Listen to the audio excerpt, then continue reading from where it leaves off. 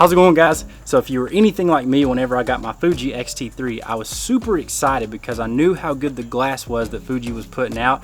However, if I'm being honest, I was a little bit bummed that I couldn't keep using my Canon glass, such as this little guy right here, the Nifty 50. Needs no introduction, that thing speaks for itself. But through some research, I actually found a way to mount Canon glass to the X-T3, and that's with this right here. This is actually the Fringer Pro 2 adapter for EF to FX mount. So that's Canon to Fuji. I'm gonna talk about that guy here in a second, give you some example footage. I really think it's a good tool to have in your bag if you have switched from Canon to Fuji. Let's go ahead and hop on into it.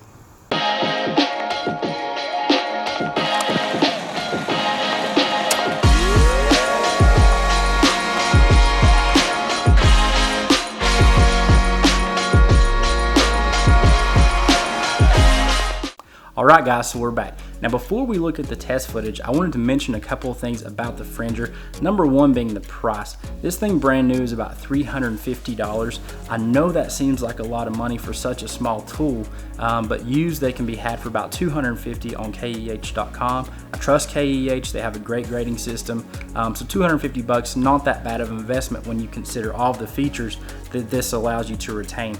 Number one being the autofocus capabilities of your camera body, mine being the X-T3, and the lens itself. A lot of adapters that I researched didn't have really good reviews when it came to the compatibility of autofocus systems between the lens and the body.